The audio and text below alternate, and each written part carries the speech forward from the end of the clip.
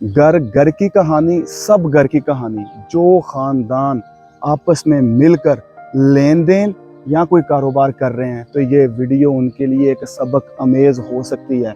यहाँ पर दो फरीक है एक फैमिली के जो मिलके एक कारोबार कर रहे थे। एक बंदा सिर्फ डील करता है जिसको हम कहते हैं कि ये फरीक अव्वल है, और दूसरा फरीक दोम जो है वो 3 काम यहाँ पर कर रहा है। फैसला हम सब ने मिलके करना है कि कौन हक पर है, कौन सच पे है। तो उस बुनियाद पे हम जो है ना सबक आखज़ करेंगे। फरीक दोम जो है वो क्या करता है, मनी प्रोटेक्शन करता है, पैसे को तहफ़्फ़ुज़ देता है। दूसरे नंबर पे पैसे को री इन्वेस्ट करता है, पैसे से पैसा बनाता है। तीसरे नंबर पे भाईजान वो पैसे के ज़रिए असासे बनाता है, यानी कि एसेट्स बिल्ड करता है। मसला कहाँ पर आता है, जब फरीक अव्वल ये कहता है कि ठेकेदार ही मैं हूँ सारी मालो दौलत का, असासे का।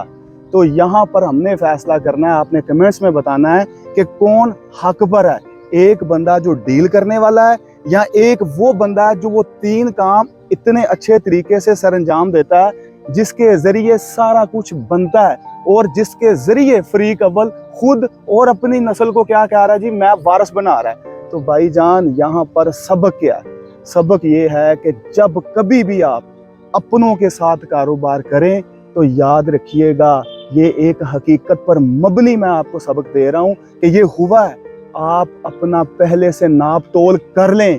कुछ लोग आपको रिश्तों की आड़ में लेकर आपका इस्तेमाल करते हैं, आपका इस्तेमाल करते रहते हैं और आपको ये बताते हैं ये तो सारा कुछ अपना बन रहा है। सब कुछ अपना कहना करके जब आपसे अपना मफाद और हर चीज़ को हासिल कर लेते हैं तो सरकार आपको तन्हा कर देते हैं, आपको धुतकार देते हैं और आपके ऊपर बड़ी बड़ी इल्ज़ाम तराशी करके आपको डीमोरलाइज करते हैं, आपको कमज़ोर करते हैं, आपको दूर कर देते हैं। और इनका साथ देने वाले कुछ फैमिली के अंदर ही छोटे छोटे मफाद रखने वाले लोग होते हैं जिन्होंने इस सारे कुछ बनने में कोई उनका रोल नहीं था, लेकिन वो तगड़े बंदे के साथ जुड़ जाते हैं कि उनको पता है कि इसके ज़रिए हमें छोटे छोटे मफाद हासिल हो जाएंगे।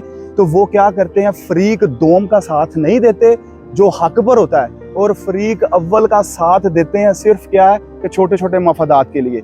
आपका वीडियो देखने का बहुत शुक्रिया। मेरी वीडियो की रील जो ना 3 मिनट का टाइम होता है जिसके अंदर मैंने समराइज़ करना है। इंशाल्लाह ताला इस मौजू पे आपके साथ फिर मज़ीद डिस्कस होगी। Thank you very much. अल्लाह हाफिज़।